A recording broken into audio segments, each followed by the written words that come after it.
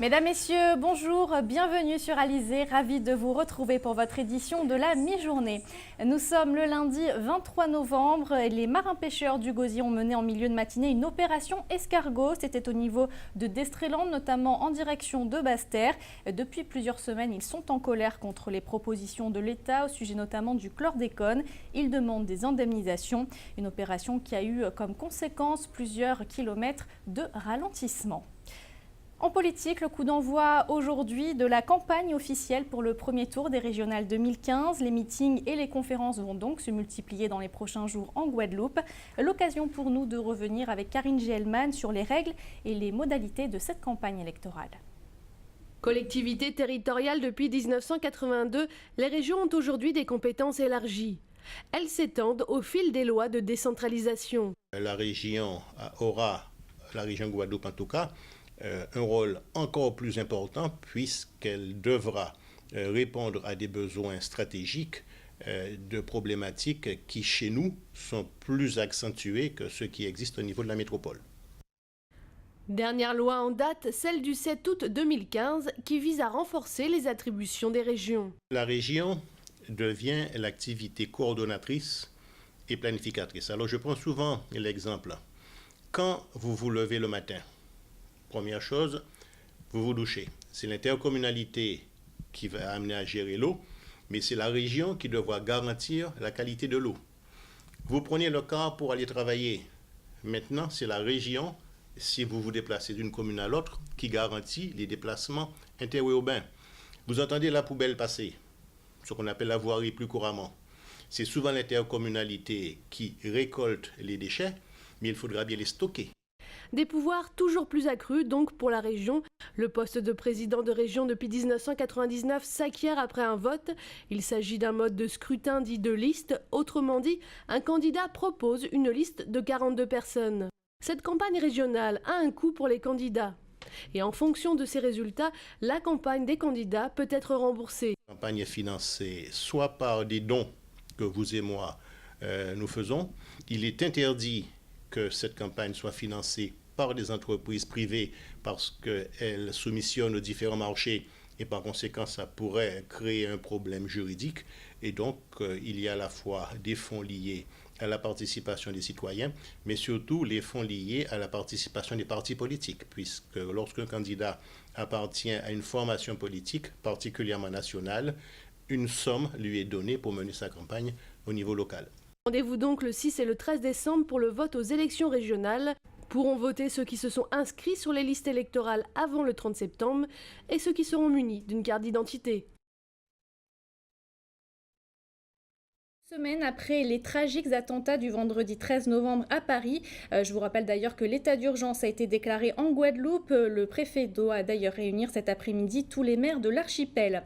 Et depuis ce matin, tous les établissements scolaires ont l'obligation d'afficher les principales consignes de sécurité dans le cadre du plan Vigipirate, notamment le contrôle visuel des sacs, l'accueil par un adulte à l'entrée de l'établissement, mais aussi les bons réflexes à adopter, signaler tout comportement ou tout objet suspect, éviter les attroupements devant l'établissement. Des consignes affichées ce matin au collège Sadi Carnot de Pointe-à-Pitre.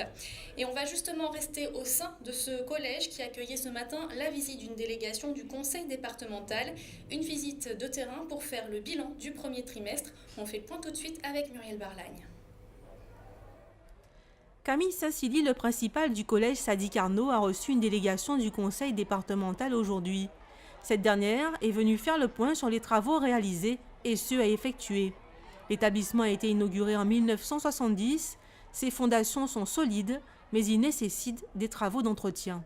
Comme travaux, nous avons pu revoir par exemple le dallage qui était à faire, les descentes, l'étanchéité, quelques problèmes d'infiltration que nous avons, des problèmes aussi d'aménagement de notre salle de restauration, d'autres petits travaux concernant une salle d'art plastique et des classes spécialisées, une classe CHAM, ainsi que des bâtiments administratifs qui doivent avoir les fenêtres qui doivent être refaites, ainsi que les bâtis. Donc en gros, les salles de cours elles-mêmes sont en l'état. Il nous reste simplement petit à petit à aménager, à améliorer en fonction aussi des évolutions pédagogiques que nous devons aussi, dont nous devons tenir compte. Voilà. 15 collèges ont déjà été visités de cette manière sur les 42 que compte la Guadeloupe. Il s'agit de s'assurer que la programmation qui avait été faite en collaboration avec le rectorat a bien été respectée. Le plus souvent, les travaux concernent la restauration scolaire, les installations sportives, la mise aux normes parasismiques et des réparations diverses. Les travaux en sont à leur première phase. On a mis en place un premier plan sur 44 millions d'euros. Le fonds baronnier nous aide à concurrence à peu près 17 millions d'euros, c'est-à-dire 40% à peu près. Et donc, à part ces fonds-là, voilà, ce sont les fonds propres du conseil départemental. La délégation du conseil départemental continuera ses visites de terrain jusqu'au 3 décembre prochain.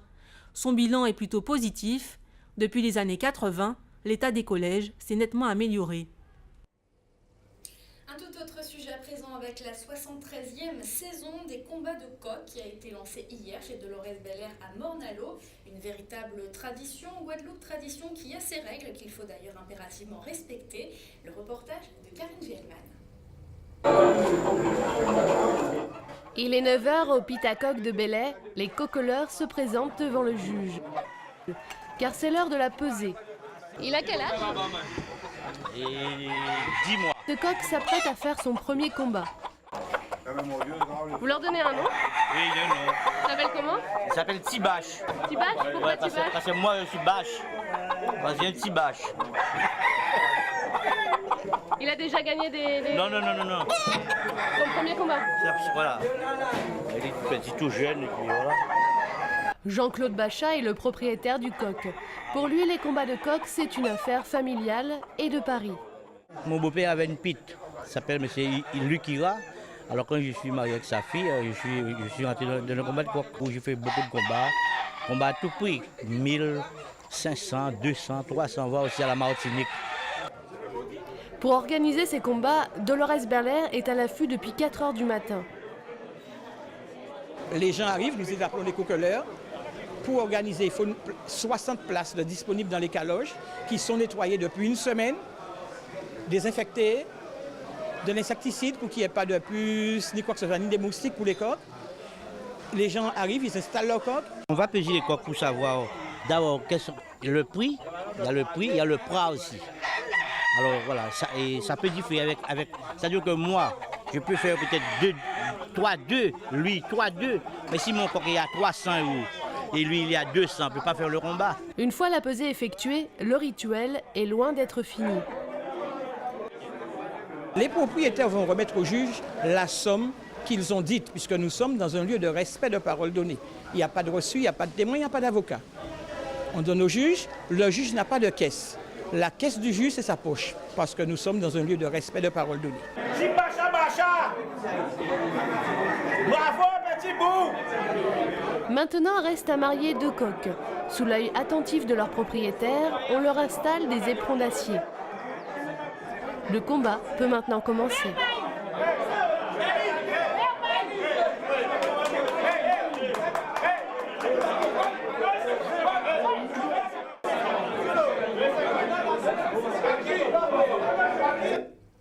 L'actualité en bref avec le Guadeloupéen Jean-Michel Martial, qui n'est autre que le frère du président du Mémorial Acte, Jacques Martial. Il va prochainement prendre la présidence par intérim du CREFOM. Le CREFOM, on le rappelle, c'est le Conseil représentatif des Français d'Outre-mer. La raison, le président actuel Patrick Caram figure sur la liste de Valérie Pécresse, candidate Les Républicains pour les régionales 2015. On en vient à l'actualité dans notre grande région de la Caraïbe. Voici tout de suite la Minute Caraïbe. Jamaïque, bonne santé de la saison touristique. Les responsables du secteur du tourisme font état d'une saison en nette progression.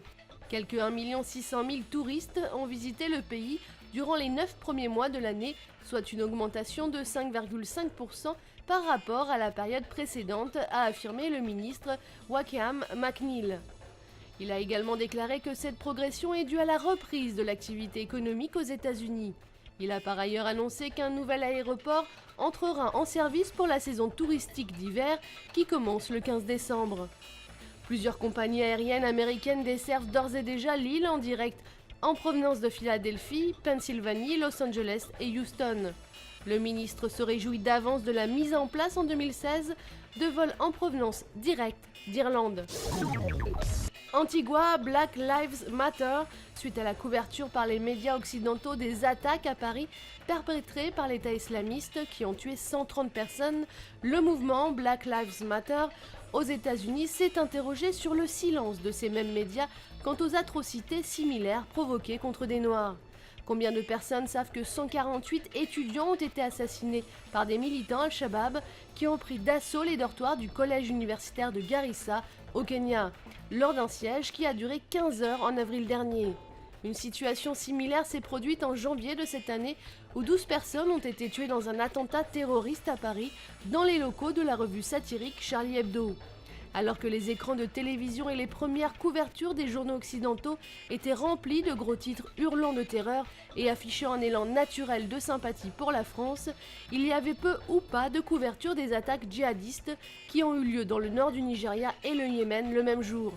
Le groupe islamiste Boko Haram au Nigeria a tué plus de 2000 personnes dans la ville de Baga et les villages voisins, brûlant des communautés entières au sol. Au Yémen, 37 personnes ont été assassinées par Al-Qaïda. Autre registre, Barbade, Rihanna est la petite amie de Chris Brown. Les deux femmes sont impliquées dans une querelle publique qui est censée avoir débuté après que Rihanna ait eu tweeté une photo d'un paquet de gâteaux de riz chaussés de lunettes de soleil, de boucles d'oreilles avec la légende « Je vais faire de toi ma... ». Un tweet largement perçu comme raciste vu que la nouvelle compagne de Chris Brown, la mannequin Karwesh Tran, est d'origine vietnamienne. Les choses se sont envenimées après que Rihanna ait remixé un morceau sexuellement explicite à destination de Chris Brown. Allez, retour en Guadeloupe avec du sport et plus précisément du sport mécanique. Le rallye du Sud-Bastère de ce week-end a marqué la fin de la saison 2015 avec l'absence de Stéphane Nègre. C'est donc sans surprise qu'Edmond Bicky a remporté la course. Par la même occasion, il devient champion de Guadeloupe 2015. Retour sur ce week-end riche en rebondissements avec Éric Pommier. Bon, on a été gentil avec lui quand même. Hein? On lui a donné plus de 60, mais ça va. L'ambiance de fin de rallye est bon enfant. Bicky est sacré vainqueur de la 7e édition du Sud-Bastère, de surcroît champion de la Guadeloupe pour la 6e fois de sa carrière. Mais la victoire n'a pas été de tout repos. Malgré l'absence du pilote Mitsubishi Stéphane Nègre, le rallye a atteint son paroxysme. Edmond Bicky chassé sur ses terres par des Renault Clio en transe. Le suspense a été entier.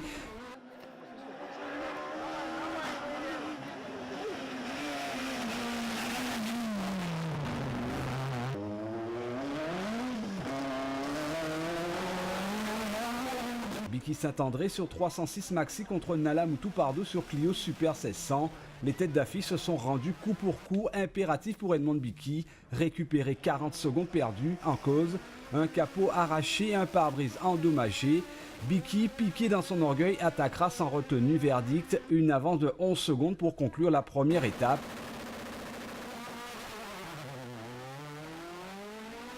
Mieux, le lendemain, seule l'attaque Maxi figure au cahier de mission. La victoire est en poche avec 1 minute d'avance.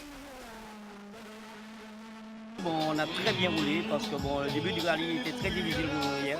On a eu quelques petits pépins, mais après on s'est ressaisi et vraiment hier soir on a vraiment mis le paquet. On a pu récupérer les secondes qu'on avait déjà perdues quand même parce qu'on était un petit peu en retard et ce matin on a vraiment attaqué, on a attaqué très fort. L'équipage de la Clio devait simplement prendre ses marques. Nala Moutou et Pardo se sont laissés griser par le challenge du combat avec la 306. Le Willy Nala Moutou Sancho Racing certes a créé la surprise, mais pas suffisant pour déstabiliser un pilote à domicile. Il n'y a pas grand chose à expliquer. Moi c'est mon premier rallye Sud-Bastère. Et contre la 306, de toutes les manières sur le papier, c'est pas possible. On a essayé vraiment au départ pour voir comment ça se situait. Et puis il y a des spéciales, par exemple comme Cité Chaudette, même si on essaie d'améliorer, et si je veux dire on essaie d'améliorer, on peut améliorer sur les temps des chronos sur le spécial. Et les temps qu'il affiche c'est impossible pour ma part, c'est impossible à aller chercher. Autre challenge qui a relevé la compétition, le duel qualificaire des Russies. Valérie a excellé sur une Clio en forme, mais Loïc a brillé sur sa petite C2 Max pour empocher une 4e place. Seulement 1 une 4e place car Jean-Pierre Villemain voulait conclure la saison avec un podium. Le Bastérien a attaqué, a composé avec des ennuis mécaniques. Bref, une course difficile, intelligente pour un bon résultat à la clé. Biki, Nalamutu, Sancho, Villemain, podium de qualité, hiérarchie respectée, fin de rideau sur un rallye Sud-Bastère qui a sacré Edmond Biki indétrônable cette année. Bilan 5 rallyes disputés, 4 remportés par le pilote de la Peugeot 306 Maxi. Sport toujours avec le mécontentement du président du CROSS de Guadeloupe. Le comité régional olympique et sportif s'estime avoir été écarté de l'instruction du dossier de l'organisation des Jeux de la francophonie. La Guadeloupe, on le rappelle, est candidate. Autre candidature d'ailleurs pour la Guadeloupe, celle pour accueillir le premier tour de la Coupe Davis de tennis. Patrick Curie a rencontré Alain Sorez, le président du CROSS Guadeloupe. Les Jeux de la francophonie seraient-ils une bonne affaire pour la Guadeloupe ? La semaine dernière, une délégation d'experts de l'organisation a rencontré les responsables politiques de la région, en particulier pour visiter les installations et examiner le dossier de candidature de la Guadeloupe. Le président du CROSS s'est dit surpris de ne pas y avoir été associé. Le CROSS de la Guadeloupe n'a aucune information sur le dossier des Jeux de la francophonie. Nous avons décidé, comme c'est une candidature guadeloupéenne, de ne rien dire qui puisse gêner cette candidature, mais maintenant, après l'instruction de ce dossier par les instances, nous regrettons de ne pas avoir été associés à cette démarche, ni en amont, ni pendant l'instruction du dossier. On ne sait même pas ce qu'il y a dans ce dossier de candidature. Nous ne pouvons que regretter cela, surtout que selon nos dires, ça s'apparente plus à de la démarche politicienne et ce n'est pas vraiment dans l'intérêt de la stratégie territoriale, en tout cas du mouvement sportif. Dans le même temps, le monde du tennis guadeloupéen s'est mis en branle après que Yannick Noah, capitaine de l'équipe de France, ait affirmé sa volonté de voir le prochain tour de la Coupe Davis s'organiser en Guadeloupe.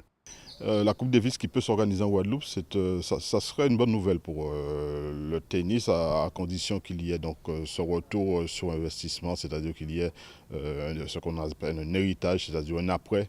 Ce qui est important lorsqu'on organise une compétition de cette sorte, c'est de savoir, premièrement, il ne faut pas que ce soit à 100% des dépenses guadeloupéennes, notamment budget des collectivités guadeloupéennes. Il faut qu'il y ait aussi du financement privé, du financement de la fédération. Et deuxièmement, qu'il y ait aussi un impact pour le développement du sport en Guadeloupe, sachant que, selon nos informations, s'il s'agit de 800 000 €, cela représente à la limite ce que la région dépense pour le meeting d'athlétisme. Cela représente beaucoup moins que ce que nous dépensons par exemple pour la Route du Rhum. Et la Coupe Davis, c'est quand même plus médiatisé, plus international que ces deux événements. Nul doute que l'organisation de ces deux événements sportifs représenterait une belle vitrine pour la Guadeloupe. Reste à savoir si nos infrastructures seront à la hauteur des événements. Aux alentours du 4 décembre. On parlait il y a quelques minutes d'une tradition guadeloupéenne avec les combats de coqs. Autre tradition, le quadrille. Une parade avait eu lieu hier après-midi dans les rues de Pointe-à-Pitre, une parade suivie par Anne-Elisabeth Arsène. La parade des quadrilleurs a réuni sur le parvis de la mairie de Pointe-à-Pitre de nombreux aficionados. Valoriser le patrimoine culturel, c'est le mot d'ordre de la Fédération de quadrille. Depuis la première édition, on a eu des petites difficultés pour mettre au point, mais maintenant tout est bien rodé. L'orchestre, les membres, on n'avait pas autant de monde au début, mais maintenant nous avons un potentiel de 260 personnes qui vont dérouler tout à l'heure dans la rue. Alors, vous voyez, au début, on avait commencé à 50 personnes et on est déjà à 260. Alors, ça permet aussi de développer le patrimoine culturel guadeloupéen parce que c'est ce que nos ancêtres nous ont légué. Donc, nous devons le faire perdurer. Nous avons des jeunes, mais comme actuellement avec le temps libre dans les écoles, dans presque toutes les écoles, on fait danser le quadrille maintenant dans toutes les écoles. Cette mamie de 81 ans a encore le rythme dans la peau. Son secret, la danse. Madame, je danse le quadrille. C'est ma vie, c'est la danse. Pour moi, je dis tous les jours, merci Seigneur. J'ai 18 ans, vous savez, hein, et je danse toujours. Et c'est ça ma vie, c'est la danse. Vous ne savez pas danser, ramenez-vous vers l'association. On va vous montrer comment danser le quadrille. Beaucoup de spectateurs ont ainsi pu profiter de ce spectacle haut en couleur. Je suis venue voir ma mamie. C'est une manifestation colorée qui donne envie de venir voir les danseurs en Guadeloupe. Pour mon ami qui est de passage, ça tombe très bien. Ça lui permet vraiment de voir un petit peu toutes ces choses de son enfant. j'habite à Guadeloupe depuis une année. Première fois, j'ai vu quelque chose comme ça. C'est pareil comme en Pologne. En Pologne aussi, beaucoup sont très, très populaires des costumes des régionales. Pour moi, c'est très surprise. Cette petite île comme c'est Guadeloupe, c'est très, très riche. J'ai vu beaucoup de groupes, toutes les villes. Lancier, impérial, le quadrille sous toutes ses formes a paradé fièrement dans la cité pointoise. Danse démocratisée dans les années 30, le quadrille se modernise au rythme de la batterie, mais n'en demeure pas moins authentique. Avant de parler météo, on va faire un point sur vos coupures d'eau du jour. Depuis ce matin, plusieurs zones des abîmes sont privées d'eau potable en raison de travaux sur le réseau. Sont concernés les secteurs de Dotemar, Néré, Providence, rue Achille-René-Boisneuf ou encore boulevard Zamy. Retour à la normale prévu aujourd'hui en fin d'après-midi. Avant de vous laisser, jetons un rapide coup d'œil sur vos conditions météo pour cet après-midi. Le ciel devrait être bien dégagé avec un beau soleil pour tout le monde. Les températures seront comprises cet après-midi entre 28 et 30 degrés. C'est la fin de cette édition. Merci de l'avoir suivi. Une édition que vous pouvez revoir sur notre site le www.alizé.com. Dans quelques instants, une météo détaillée de notre région, suivie du journal de TF1 et de petits secrets entre voisins. L'actualité locale et régionale revient tout à l'heure à 19h. En attendant, bon appétit et très bon après-midi sur Alizé.